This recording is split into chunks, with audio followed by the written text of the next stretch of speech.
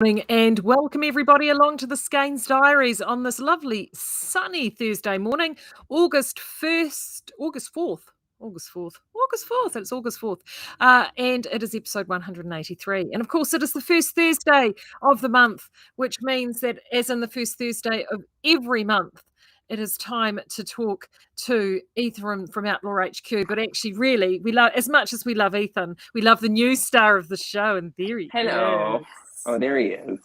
Say hello, Beau. Hi, Say Beau. hello.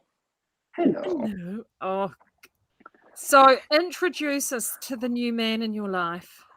Yeah, well, after years of being single and giving up on human males, I've decided to get something marginally more loyal, because at least they'll work for food. A dog. Um, so this is Baudelaire. This is my little French bulldog puppy. His full name is Baudelaire Samuel Barkley, because why not? Oh yeah, struggle. I don't know if you can hear the noises he's making. He's seventh generation pathetic, and ninth generation adorable. Um, he doesn't do very much, which, as you know, having a different bulldog is kind of the bulldog thing. Yeah. They're prodigious sleepers. They're excellent little snorters and huffers. Yes. And when they sleep, even in the slightly incorrect position, incredible snorers despite their size. Yeah. Oh, absolutely. Like to the point where everything vibrates. When they also, so for people that don't know, I have a British bulldog. So, and Ethan has met my bulldog Renly, and he is now a senior bulldog. He's almost 10. So he's quite the old man. And bulldogs have the ability to snore not whilst asleep, but also awake. Yeah. it's a gift they bring to us, their owners. In exchange for this, though, you get dogs that you don't really have to walk or do anything with. They just kind of like give up. They're like, oh God, you walked me 100 meters. So someone is very tired because he got walked back and forth to the cafe before coming on air. Oh. That's why he's pulling a bit of a pout session, because he's ready for his nap. Well, I think that honestly with bulldogs, we should refer to it the other way around. Like, we should refer to their periods of wakefulness as the unique time periods, because the naps really aren't anything. Yeah, hi, I know. There we go. Are you happier now? Oh, yeah. There we go. Yeah. Yeah, they are so, they're just hilarious. Like Renly, we went to go for a walk yesterday just around the block, and because Rufus was, I also have a Mastiff as well, and so Rufus was getting a little bit frisky and he wanted to go for a walk, and Renly looked all excited because he saw the cues, he saw the leashes and the walking shoes go on, and he got all really, really, really excited, and he shot out the front door, got to the bottom of the steps, and then just went, actually, rather not. Actually, I'm not feeling it. You guys go. I'll wait here. And he was sitting there looking very stately on the front stoop when we got back. Yes. But that was the sum total. Oh gosh, I've got Tabitha from the US and the thing. Her daughter has seen my two dogs, and she's decided she wants to steal my two dogs. She's now seen Beau, and she's like, I wants to steal him too. I know. All right. Well, I'm going to put the little Mr. Yes, down. I'll let you put. So there we go, everybody. The big introduction of Beau. Bye, Beau. We're going to talk knitting now, Beau. All right, you lie down. Whoop. There we go. Oh, he's awful, everyone. Don't let the cute face deceive you with the bulldogs. Like, he's utterly. We're here to spread the truth. Oh, well, he's utterly adorable. So thank you so much for bringing painful. him along. It's honestly painful. Well, he's here. I have to tell everyone he's here anyway because he comes to work every day. So Beau lives in a pen beside me most of the day while we're at work. And then if not, he does get trucked down to the dye house, which he loves. He's getting over it. Oh, no, look, I brought Renly to work for years, and in fact, I stopped bringing Renly to work when we got Rufus, because it was, he was company for Rufus. So, but for 4 years, 4.5 years, he came to work with me every single day. So it was fantastic. So now, look, I see you pulling things and putting things together. So I'm going to be casting on while we speak today, because I actually have a finished piece of a garment. I have an entirely finished garment sitting here. As per always, I'm wearing something that I've thrashed. Yeah, I was just going to say, in the dye house. Was that that's a Jared Flood? No, this is an Ethan Barclayenu original.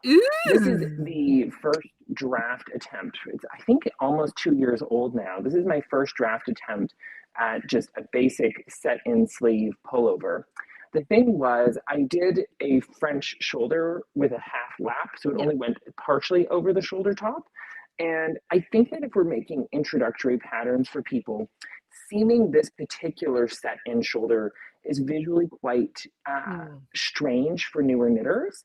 And while I had instructions in it for where to place the marker, quite frankly, the test knitters all rebelled. Oh.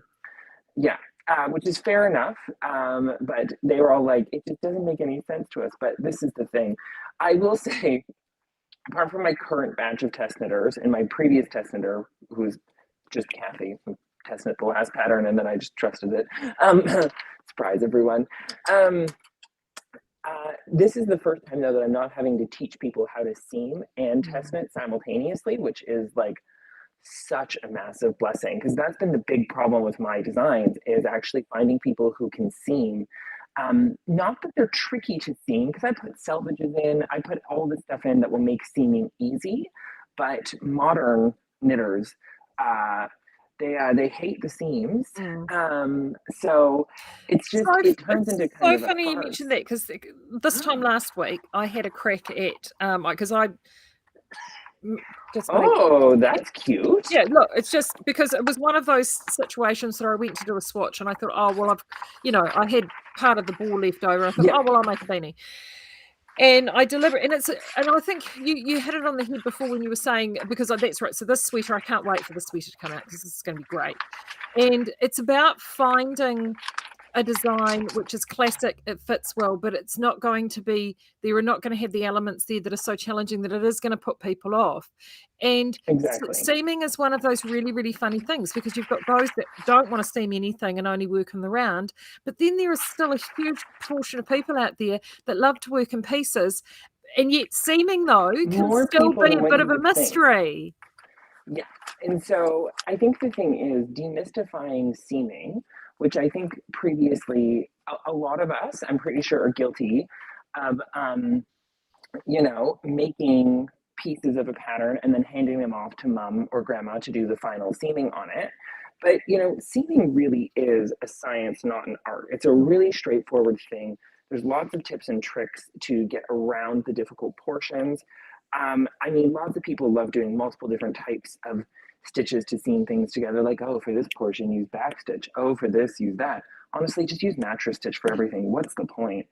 Um, Sorry, I have to say, I'm a famous no muss, no fuss seamer. Mm. I like to count, I like to place markers, and then I just put everything together in one And see, whack. I did like attempted to show people mattress stitch on this, but this is one of the things that I love about this. Like, if you actually Yeah. execute it beautifully, and see that seam in there in itself. I see in Phil's sweater that I've just finished. They've actually got the exposed seam Hmm. like this on the outside as a feature, and if you do that, like particularly as you said, if the designer builds in a selvage to allow you to do that, which this designer did, Yeah. and I was very grateful, because the seaming was an absolute doddle. I mean, gosh, she couldn't have written a clearer roadmap for me to go down. It was fabulous. And That's the whole that really thing. does make a difference, a huge difference. I'm a huge fan of seaming, obviously, not to shamelessly plug the things that we do, but if you are curious, if you're seaming curious, which is like being bi curious, except you only have to make pieces and sew them together. It's not a whole it's not a whole Anne Heche thing. That I was was a just joke gonna, for I've people got on. something I could say, but I'm not, because I know it Yeah, would get me in a tremendous amount of trouble. hold it in, hold it in. We'll do our best. And then so but we do have in Outlaw Online, I have a full seaming course. Yeah. So this seaming course that's in Outlaw Online takes you from you finished your pieces, now what do you do? And it assumes that the pattern you've been given has no instructions. But I also tell you how to add selvages. So if you're starting a seamed project and you're like, wow, Ethan and Marie have really been hacking on about selvages for the last 3 years. I wonder what those are. Um, let us help you. Let us help you to build towards a better future, because I personally think, everything that's old becomes new again. Yeah. And much like the 90s is back, because that needed to happen, seaming is back. I've decided. I've made a one-man decision that seaming has returned. Sorry, we're just someone can't be trusted with his water bowl when he's done drinking out of it, so it has to be removed from the premises. Um, so yes, seaming's back. Outlaw Online has all the answers for all of your seaming questions. Step-by-step videos, my usual approach to things, which is kind of, whack it together. If it doesn't work, rip it apart. Yeah. Like, that's kind of the other thing. I think that people, unfortunately, as well, right? We haven't done a good job in knitting of reminding people that finishing skills are skills. Now, I'm pretty sure that both you and I have the Deborah Newton book, Finishing School, which, if you're looking for 18 ways to apply fringe to the edge of a project, she has them all. Including using a loom and weaving part of your cast on through a loom and then using the loom to make the fringe, which still to this day boggles my mind why I would want to do that. But she has a lovely Cowichan style colorwork fringe jacket in that has tiered fringe at the hem. So just in case anyone's really wanting to bring back tiered fringe with a loom, Deborah's here for you. But I think the big takeaway for me from her book has actually been that it's a skill process, right? It's a development process. You start with one or two little bits and pieces, like how to bind off properly, how to choose the correct bind off for a project. Okay, so once we've gotten through that, then what is the next step? So I really think choosing the correct cast-ons and bind-offs is step one. And then step two is definitely knowing with confidence how to seam your pieces together and knowing that the worst case scenario is that you rip it apart. And if you're someone sitting out there and you're watching, you're like, my seaming has never looked good, that's why I haven't done it. A hot tip is seam it with soft yarn first. So use a brightly colored yarn, like the wildest, most brightly contrast colored yarn that you can find, and seam the entire garment together. If you can't see the soft yarn, then just repeat the same seaming process with the yarn you knit the sweater in, because then you've done all the seams correctly. Because in essence, your seams fully close. And once they're fully closed, you no longer see it. This is not an example of a garment that I've done this on, but on, I would say 80% of my garments now, I seam in a contrast color yarn just to make this point. Because it is actually a really great point. And I was listening to a podcast actually last night, and this was with somebody who was talking about teaching and what they do. And so like both you and I spend a lot of our time talking to people, walking them through different steps, Yes. helping them out, and a lot of our time. But the thing that has amazed me over the years is that it's also, we didn't know everything at the time when we came. It's an evolution for us too. And I have learned, oh God. the more I do, I have learned so much. Every time I do a project, there will be something in that project that I may not necessarily have tried before, or a slightly different technique, or something where I've thought, actually, I'm going to be good and do this as they've written it, as opposed to changing my mind and doing what I want. And you learn something every single time, and you whack that away in the old toolbox, and you carry on. And so it's a 12 years ago, I never knit a garment. Like, I think that's a big thing to try to remind people is like 12 years ago, I've never knit a garment. Now, I am obsessive and profoundly compulsive. So so I will knit, like if something doesn't work, I will tend to finish the whole project and then knit it again and then knit it again and then knit it again until it works. And that's who I am. I have grown to love it. Look, I'm in your club because you know how many times I have knitted a sweater multiple times. How many Miss Janes does a girl need, for God's sake? But you do, though. That's just it. It's that I like to call it, like when I teach people to knit for the very first time, I have what I call the Karate Kid method. And the Karate Kid method is literally wax on, wax off. So when I teach somebody, all you get is knit stitch. And they'll look at me and I go, no, we're not onto the wax off yet. You're only on wax on. And I keep going, and it's muscle memory. It's that repetition, and it's doing things. And then when you get to do the purl stitch, boom, it's just there. It just happens, All I did for years was knit garter stitch squares for blankets. It's a true story. Sorry, he's playing with his bed. I keep trying to figure out what's going on, but he's got to get it just so. He's got to get it just So Yeah, he just needs that one thread ripped out of it so that he can start ripping the stuffing out. That's the next step. now Callum was asking what your favourite cast on method is. So, good question, Callum. My favorite, so I'm a horribly pedantic person. I hope Callum's prepared for this. Is this Callum that I've met, Callum? Yes, this is Callum that you've met, Callum. Yes. Okay, so I'm a horribly pedantic person. So my favorite cast on method is the one that's right for the project. But, yikes. But my favorite, if it's going into a rib, is probably a tubular cast on. I use them on practically everything.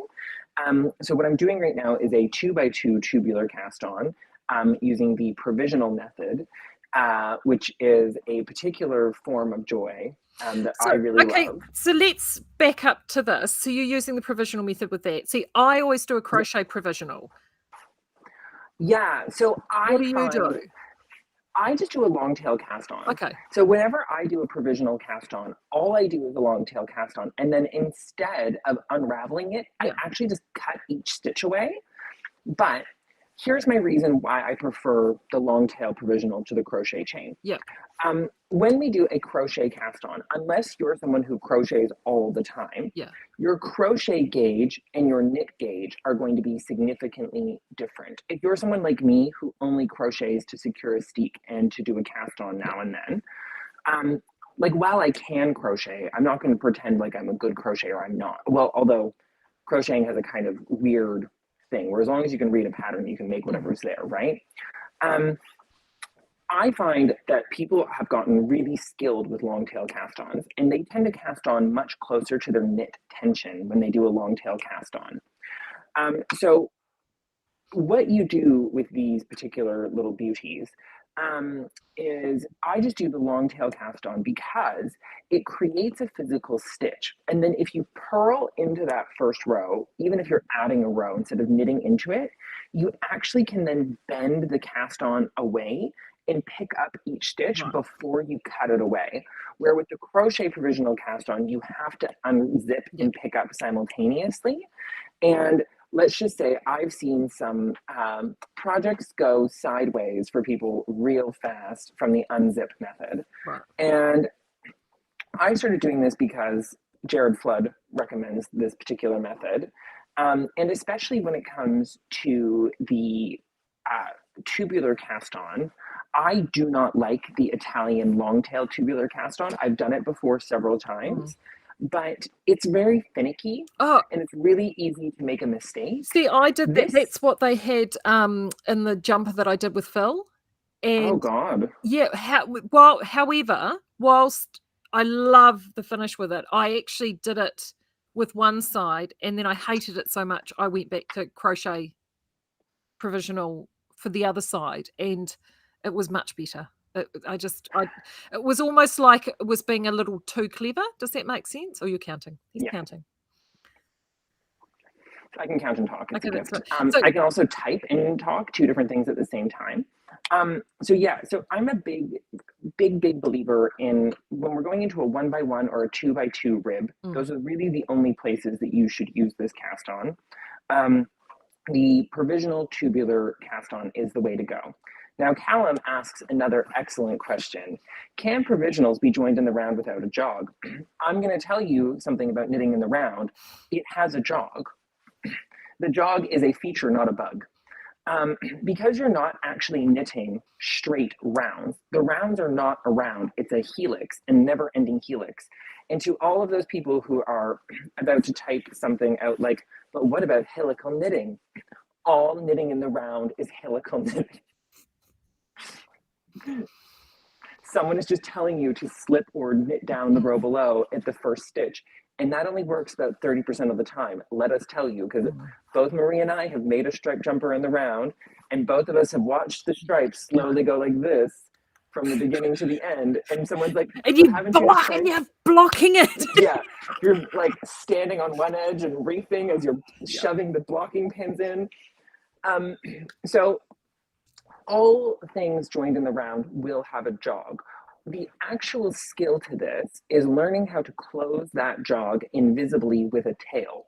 So this is where a nice hefty long tail at the beginning of a project is a useful tool.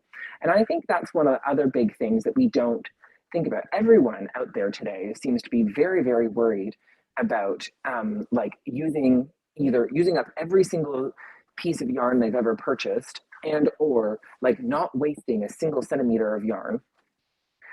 We're here to tell you that you should, like, in the process of making your project, there should be waste. Because if not, you are making your life harder. And there's no point to that. So if we leave nice long tails on all of our pieces, and I'm guilty of leaving, well, actually, here's one I prepared earlier. So this is a short tail, in my opinion. Yeah. This is the short, this is what I would refer to as a short tail. I would leave at least double that, actually. Yeah, I had double that. Yeah. Oh, yeah. So this is the tail length that I normally leave. It's Yeah, just someone had a snack on it. Yeah. Yeah, someone had a snack on the tail while it was flipping around in front of him. So this is about the length of tail I like to leave, because this is useful. And the other thing is, we were talking last night about split splicing, and don't get me wrong, split splicing is great, but I actually tend to prefer doing it an older method where I just leave the tail hanging from the selvage of my piece. And then when I go back and I'm seaming, well, you just whip it through the seam a couple of times and your end is woven in. Instead of split splicing or trying to figure out anything or worrying about it, especially with light colored yarns. With darker yarns, split splice away, you won't be able to see it. But our saliva, which is what you need to split splice, don't just use water, trust us. We've seen that go awry before, as someone's then halfway through the project and the splice comes undone. Your saliva can discolor the yarn. So if you're using a light colored yarn, I tend to just leave my tail hanging out at the end. And again, these are all things that we, build on as we go. So this is a recently finished thing. I'm casting on the next piece of this today while we're all here together. So this is the front of a Cordova pullover by Michelle Wang. And I'm actually experimenting with a new thing. I am changing the order in which I knit a project to see if it makes it more enjoyable. So I famously always knit sleeves first. I knit both of my sleeves, and then I knit the back, and then I knit the front. And usually about 60% of the way before I get to the armhole shaping on the front, my complaining ramps up from about once every day or so to about every 10 minutes during the knitting, where I'm like, this is taking forever. Meanwhile, it's been 4 days. I'm never going to finish this project. I might die before this is done. Now, Marie is trying her very best to hold in her extreme laughter because she's witnessed this exact progression happen, like including down to the moment where I'm like knitting the last 4 rows of the rib, and I've said out loud there's 4 rows left, and I'm like, I just might not finish this. I'm just trying to wrap my head around the most OCD knitter that I know actually changing the format and dealing with it. So so this is, we call this growth, everyone. It's an uncomfortable experience. But so what I'm doing with this project is I'm going to knit the front and the back first, and I'm going to knit the piece I like the least, the front, first, and I'm going to finish with my favorite part, which is the sleeves. Oh, Sharon has an excellent question. Don't worry, Sharon, we'll get there. I have one I prepared earlier for that too. So this is done in our Outlaw Rebel base, which is a perfect duplicate for Shelter. Let's be blunt about it. So if you've been staring at Brooklyn tweed patterns and thinking to yourself, I would love to knit one, but I don't want to sell my firstborn. Oh, there's Deb in the corner. Hi, Deb. Oh, do you want me? Well, actually, no one can see Deb because my little split screen's sitting over the top of her. Oh, okay. Yeah, so I'm sitting on top of your card. She's here. Yeah, Marie's just sitting on top of you. So this is my current project. This is Cordova by Michelle Wang. If you are someone sitting at home and you're thinking to yourself, I'd really love to knit some of the Brooklyn tweed things, but those gauges are ridiculous. How do you knit a worsted weight yarn on a 5.5 millimeter needle? The answer is you use a woolen spun yarn, specifically a woolen spun yarn built to have the gauge stretched sensibly, because the cabling here is so dense that it actually makes this quite a dense pattern. And for those of you not in the know, this is Trinity stitch, not double moss stitch. So it's It's neither easier nor harder than double mock stitch. It's just a different lifestyle choice. And we're calling it a lifestyle choice. You'll love it. Just do it. So this guy is great. It starts with that 2x2 tubular cast on that we've already been talking about. It flows into some ribbing. In classic Michelle Wang fashion, which is kind of a thing with her, the central cable lines up precisely to a precise stitch, and then none of the other cables do. I'm not sure why she does this, but when you look at it visually, it still looks beautiful. And I'm never sure how she gets that to work, but she is well known for her witchcraft and her excellent taste in foundation.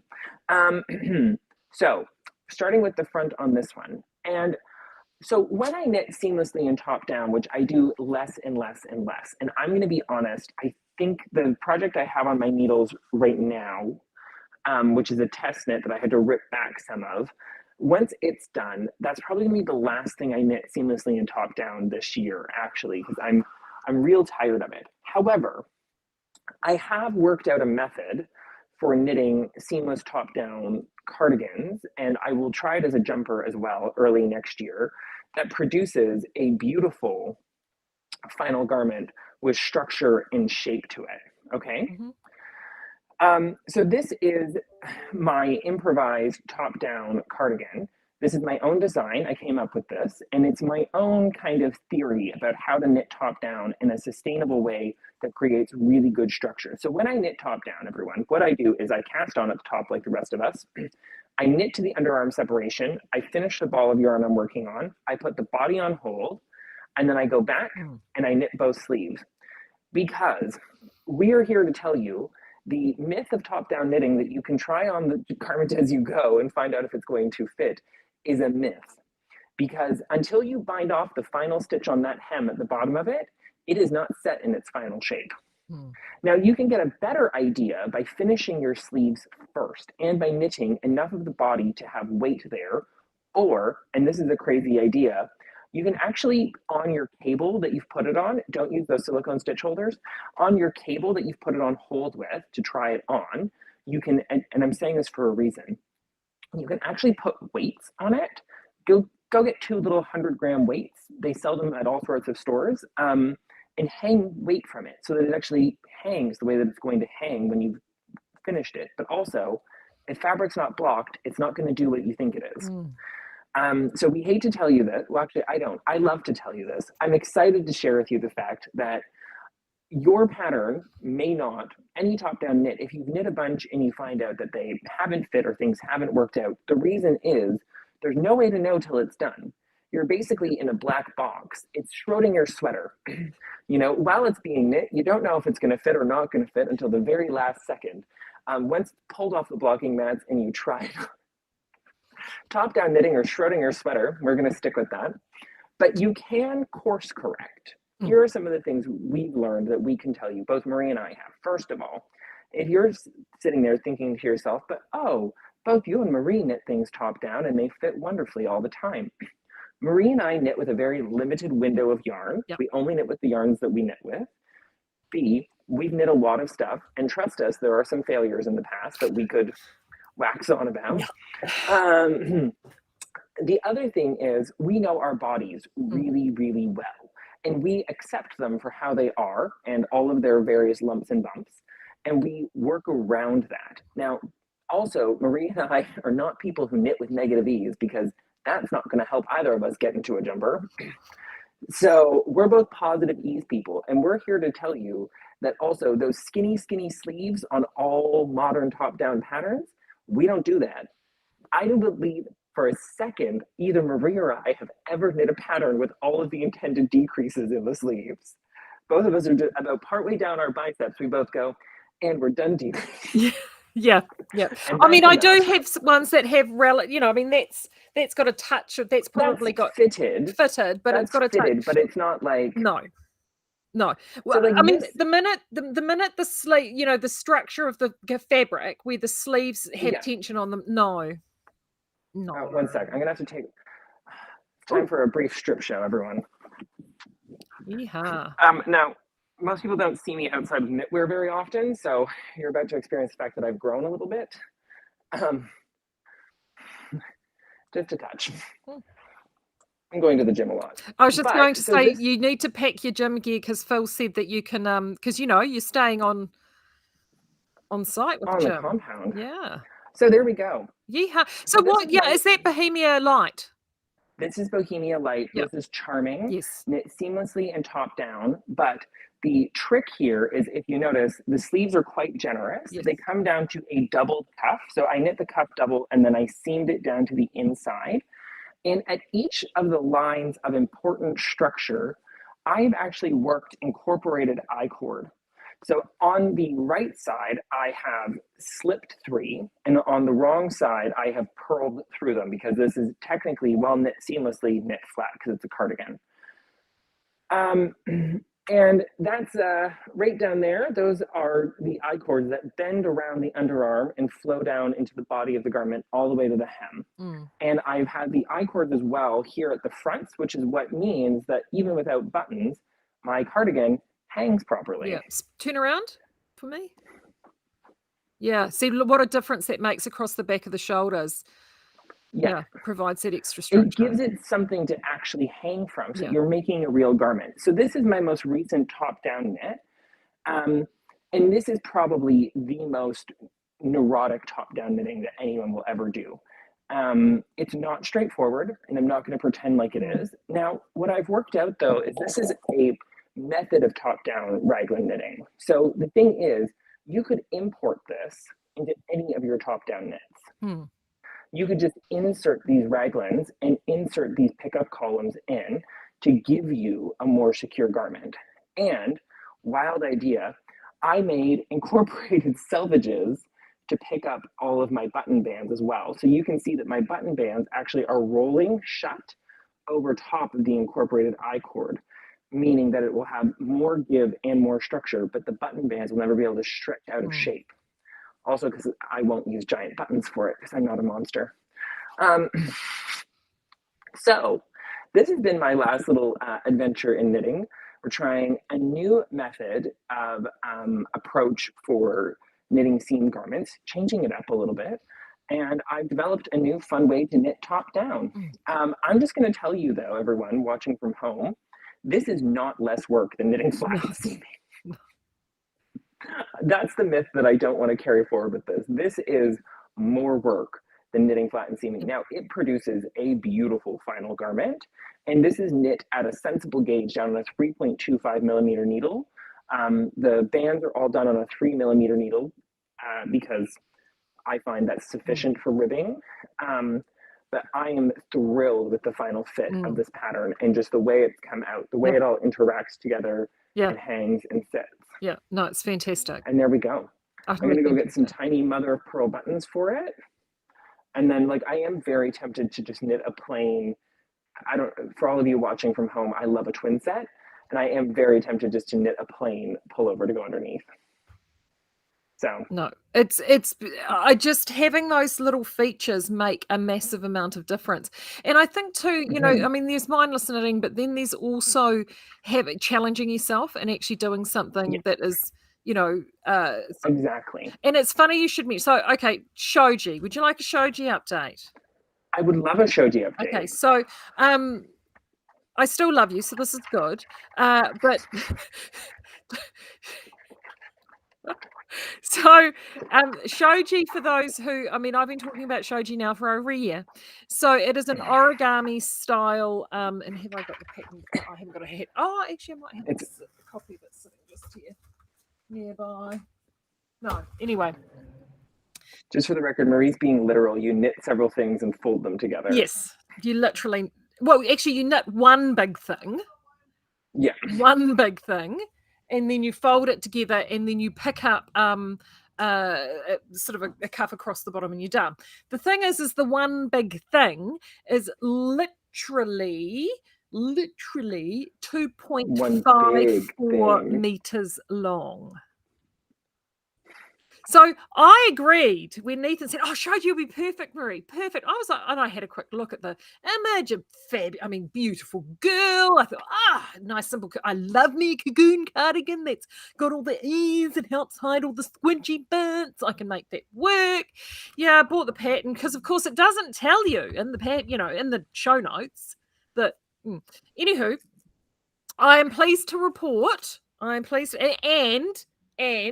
the fabric is a sort of an offset rib design. And I'm That's worked over a weird number of rows, if I remember correctly.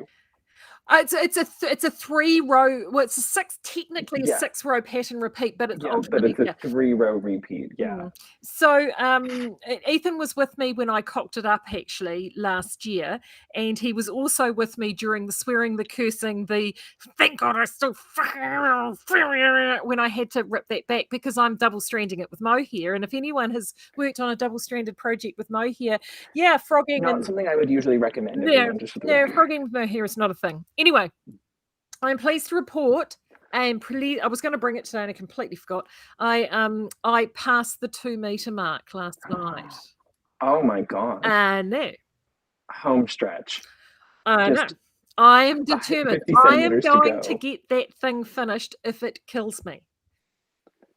Well, I finished the Selly cardigan that I was initially making to wear to Cannes last year. Oh, that went in the naughty corner for a while. Yeah, so I turned around and buckled down and finished it.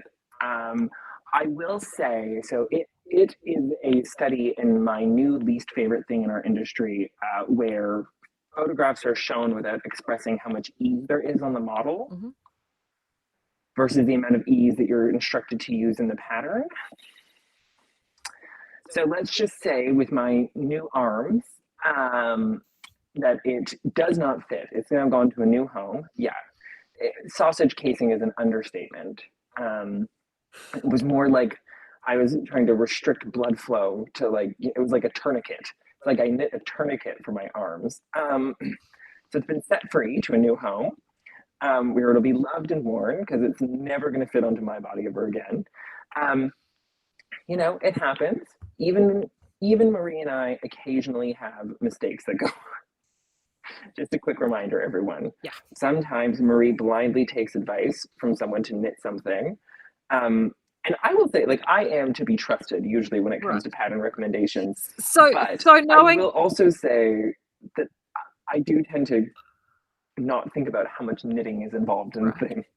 Right. So are we going to ask Deb what was it that you had her cast on? That's been released to someone else to finish. Right. So that'll be done soon. We've passed that on. If you want to have it, Nathan's been trying to convince me to knit a Marie Wallen for years. Oh yeah, the time has come. No, it hasn't. No, it hasn't. I'm not quite there. Look, to be fair, I'm going to go slightly off the sidetrack here. Speaking of Marie Wallen, whilst I was going through my Shoji marathon on the weekend, it was either this weekend just gone or the weekend before, but I've been setting aside time to do big chunks to get it done, and because one requires really trashy television for this. This is because the trashier the better. So there is nothing better than a Hallmark movie.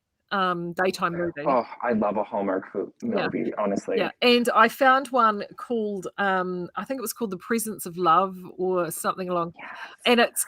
And it's relatively recent, and bought it on the Google or whatever you do, and it's American goes to Cornwall, and I'm thinking, you had me at Cornwall. Quits her job, ends up buying a small bakery. This one was a professor, falls in love, at the Airbnb, literary festival, all of that kind of stuff. However, the key character in there, an actress, I think her name is Samantha Bond, and she has played actually Moneypenny in James Bond, and she plays the mother. Well, she was sporting the most stunning Marie, and it wouldn't surprise me they were Marie Wallens. Marie Wallen-esque hand knits, yoked, colour work, bold colours. Whoever did the wardrobe on that and whoever they sent this out to, they had a ball. She only wore the same project twice in the whole shooting. Different cardigan, different sweaters every time. I was like me at a wool show. Oh, stop it. I was just like, who knew? It was fantastic. I was like, Oh, Yeah, anyway, I have to admit, I did get a twitch and I did look at that thinking, oh, it's so pretty. yeah, right? So See, pretty. I have to say, like, I'm halfway through my Hallmark movie. Like, I quit my job, I moved country, I work in a charming yarn shop.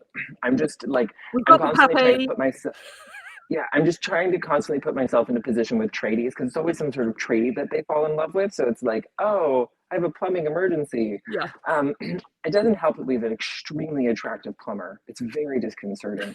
Um, Yes, and Callum, to answer your question, we all have a naughty corner for those projects. yes. I had, mind you, I will go through. I'm just trying to think. When was the last time I had something in a naughty corner that didn't get finished? I did finish last lockdown. I had something that literally went from one lockdown to another lockdown. So I got that finished. The Shoji went in the naughty corner for me after Can got postponed last year because of that lockdown, and I was feeling, Mm. a little miffed. So it did sit in hibernation, and then it needed to come out. Yeah, so you do definitely have things in naughty corners. Marie and I probably have a different relationship to our naughty quarter knitting than most people, though, because Yeah. most of our knitting is work based. Yes, So true. we normally kind of have to finish the stuff that we start eventually because all of you ask questions about it. Although I'm a big proponent of frogging is finishing. Like if something's just not working and Yeah. you just don't want to make it, frog that sucker. Or my other new favorite thing, just cut the yarn, slide it off the needles, and move on. Yeah. Yeah. Get more yarn. It's funny, like one of the things that's funny you should mention that. So for those that don't know, Knit August Nights is in 3 weeks. Ethan's coming down, so I'm very excited because next time we see each other is going to be in person. I know. And one of the things actually I did, and you bringing that up, is I've had a couple of projects like that where I've swatched something, I've started it, and it's like, this is not working. Nah, ain't happening. And I literally went through and did that. I went through my stash, and I'm having a bit of a stash out sale. I'm deep stash sale as part of Can. I just thought, I've got things that I looked at, and I thought, you know what? Part of the reason I pulled that project out is because I didn't like the yarn, or I didn't like what it was doing, or I've finished a project in it and I've got sort of like 4 or 5 balls of it left over. And so it's time for it to go to a new home. So it's really, really good. Lord knows we have enough yarn that if we want to cast on a new project, we're doing fine, guys. Exactly. No, exactly. There's going to be plenty going on there. So that is the good news. So if you are around in the Bay and you're already coming to Can, wahoo, we can't wait to see you. Also, too, if you are around, it is open to the public for a wee market on the Sunday between 9 and noon. So do feel free to pop along. But no, it is going to be so good to have you back here. It's been over a year, actually, isn't it? It has been, I know. Yeah. I think since July last year? July last year. Yeah. Where does that go? God. Right, well, I'm going to wrap this up. Thank you very much for coming along, as you always do. Thank you for joining us, guys. Oh, one of the other things that I want to remind everyone, obviously, because the Southlander special has gone so well. In fact, I'm going to just I'm just going to turn the camera a little bit. Oh. Those are the that's the first lot of international orders to go out on the D8. Oh God, what have the jeez? Look up in the corner. A girl goes away for 24 hours, and this is can everybody see that up there? The owl, yeah. Look at that. Anywho, we are just running a wee bit behind. So fear not. Things will get ticking along, and we do still have some bulky. So there's a huge dent has been made in that bulky, but there is still some bulky there. So do make sure you stash the stuff down. It's never going to be seen at that price again, but we're doing it because we're changing format, and having 2 formats around at the same time, Ethan will tell you, in a yarn store is not a thing. That's not a happening thing. So that's why it's all going, and the new stuff is coming through in the spring. But I will talk to everybody on Monday. Have a great weekend knitting, and until then, take care. See you later.